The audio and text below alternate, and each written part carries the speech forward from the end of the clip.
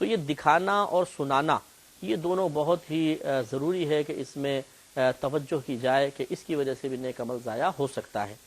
لیکن اس میں بھی اخلاص ہو سکتا ہے، اس میں بھی اخلاص ہو سکتا ہے، اور اس میں بھی انسان دکھانے کے باوجود، سنانے کے باوجود اللہ تعالیٰ کی بارگاہ سے انعامات کا مستحق ہو سکتا ہے.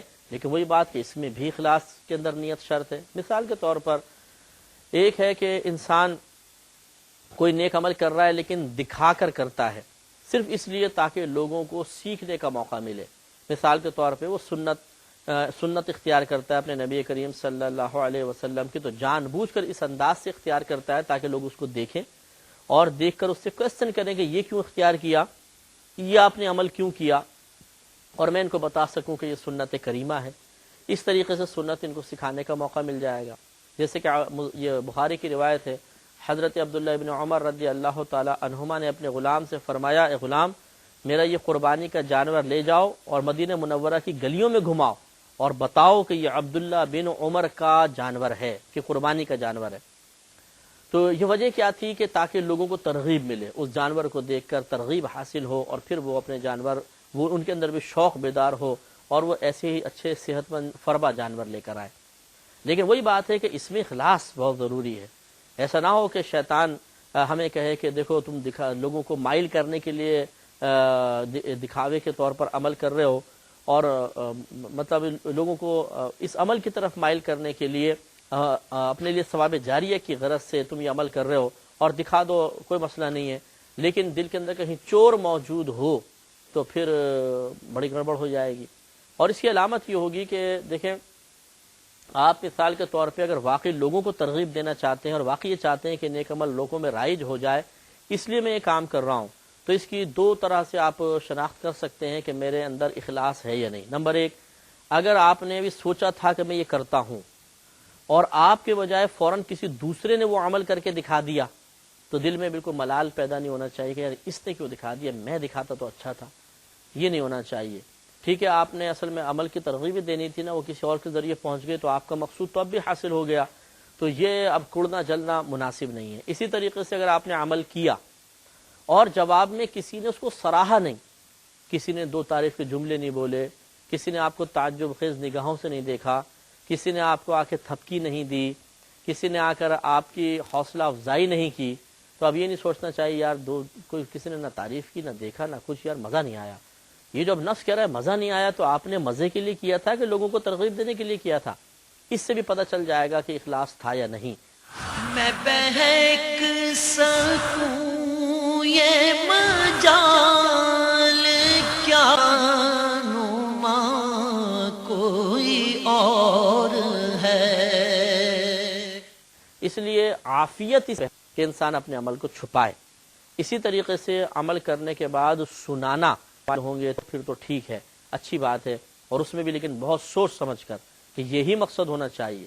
اب اگر محفل ایسی ہے کہ جس میں آپ کو پتہ ہے کوئی میری بات سنے گا، اسی طرح مانے گا ہی نہیں، اور یہاں پر کسی کو عمل کی ترغیب بھی نہیں ملے گی، مثلا آپ لوگوں کی جو بیٹھے ہوئے ان کی کیفیات وغیرہ جانتے ہیں، پھر زبردستی یہ نیت اپنے دل میں پیدا کرنا اور اس کو مسلط کرنے کی کوشش کرنا کہ نہیں چلو میں ان کو سکھانے کی نیت سے کرتا ہوں، تو جب آپ کو پتہ ہے کہ وہ سیکھیں گے نہیں تو پھر کہاں سے یہ نیت آپ پیدا کر رہے ہیں؟ اس کا مطلب ہے کہ بس اپنی اصل نیت کو چھپانے کے لیے کہ ان کو مروب کرنا مقصود ہے، متاثر کرنا مقصود ہے، اس اصل نیت کو چھپانے کے لیے ایک اور نیت کے اوپر غلبہ کرنے کی کوشش اور ناکام کوشش، کیونکہ دل کا چور بتا رہا ہوتا ہے، اندر سے آواز آ رہی ہوتی ہے نہیں اصل میں تمہیں یہ نہیں، یہ مقصد چاہیے. تو اس لیے انسان خود اپنے سے زیادہ کسی کا محاسب نہیں ہو سکتا. اپنا محاسبہ کرنا چاہیے کہ ہم یہ کیا کر رہے ہیں، کیوں کر رہے ہیں، کس وجہ سے کر رہے ہیں. اس لیے عافیت اسی میں ہے کہ نہ دکھانے کے لیے عمل کرے انسان، نہ سنانے کے لیے کرے. ترغیب ملی جائے گی لوگوں کو کسی ذریعے سے اپنے عمل کو بچائیں. اور اگر آپ کسی محفل میں بیٹھ کر اپنے عمل کو چھپانے کے سلسلے میں بے چینی محسوس کرتے ہیں، بے قراری محسوس کرتے ہیں، دل میں اضطراب پیدا ہوتا ہے، آپ کی زبان، آپ کا قلب بے چین ہو جاتا ہے، دل چاہتا ہے کہ کچھ سنایا جائے، زبان بے قرار ہوتی ہے کہ کچھ کہا جائے، اور لوگوں کو میرے عمل پر اطلاع مل جائے، تو سمجھ جائیے کہ ہم بیمار ہیں اور اس علاج کی ضرورت ہے. اور علاج اخلاص میں کمی کا یا ریاکاری کا علاج علم و عمل سے مرکب ہے، جو انشاءاللہ میں آپ کی خدمت میں آخر میں عرض کروں گا. پہلے ذرا یہی سمجھ لیں کہ یہ علاج کے سلسلے میں ہم آپ کی خدمت میں عرض کر رہے ہیں کہ اگر آپ ریاکاری سے بچنا چاہتے ہیں اور اخلاص کو اختیار کرنا چاہتے ہیں تو دو طرح کر سکتے ہیں، ایک علم کے ذریعے، دوسرا عمل کے ذریعے۔ علم کا مطلب یہ ہے کہ پہلے آپ اخلاص کی تعریف، اخلاص کے فائدے، آپ نے اخلاص کی تعریف جان لی، معرفت حاصل ہو گئی، اس کے فائدے آپ نے سنے، جیسے پچھلے پروگرامز میں آپ نے سنے ہیں۔ تو جب کسی چیز کا انسان فائدہ سنتا ہے تو اس کا دل اسے اختیار کرنے کی طرف مائل ہوتا ہے۔ مثلا میں آپ سے کہوں کہ 3 مہینے کا اگر آپ یہ کورس کر لیں تو اس کے بعد آپ کو 50,000 روپے مہینے کی جاب مل جائے گی، تو آپ کہیں گے صرف 3 مہینے کا کورس، تو آپ بڑے شوق سے اس کو سیکھنے کی کوشش کریں گے۔ تو کسی بڑے فائدے کو دیکھ کر، بڑے بینیفٹ کے پیش نظر انسان عمل کو اختیار کرنے کی طرف مائل ہو جاتا ہے، کیونکہ ہمارے نفس کی کیفیت ایک بچے کی سی ہے۔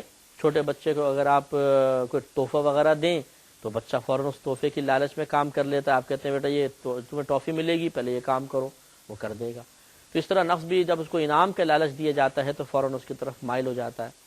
دوسرا ہے ایسی وعیدیں سننا، ایسی روایات سننا کہ جن روایات میں ریاکاری کی مذمت بیان کی گئی ہو، اخلاص نہ ہونے کی مذمت بیان کی گئی ہو، اس پر نیک اعمال کی بربادی اور آخرت کے عذاب کی وعیدیں سنائی گئی ہوں، اس سے خوف پیدا ہوتا ہے۔ جب خوف پیدا ہوتا ہے تو انسان عمل کرنے سے رک جاتا ہے۔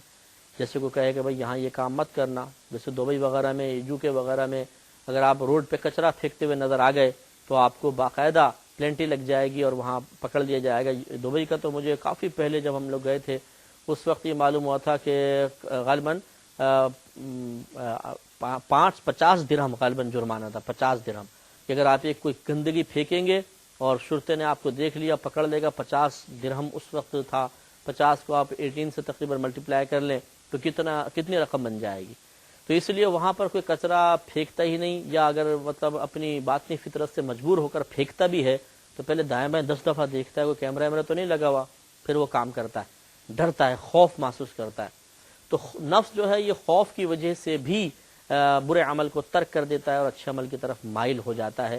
تو اس کا اب خوف بیدار کرنے کے لیے کچھ ریاکاری سے متعلق روایات آپ کی خدمت میں عرض کرتا ہوں کہ ریا کا ترک اخلاص ہے، اور اخلاص کا ترک عموماً ریاکاری کی شکل میں ظاہر ہوتا ہے۔ تو ریا کا مطلب وہی دکھانا، دکھاوے کے لیے عمل کرنا۔ اس کے بارے میں قرآن عظیم میں اللہ تبارک و تعالی نے ارشاد فرمایا کہ لا تبطلوا صدقاتکم بالمن والاذى، کہ تم اپنے صدقات کو احسان جتا کر اور اذیت پہنچا کر ضائع مت کرو۔ کالذی ينفق مالہ رئاء الناس، اس شخص کی طرح کہ جو لوگوں کو دکھانے کے لیے مال خرچ کرتا ہے۔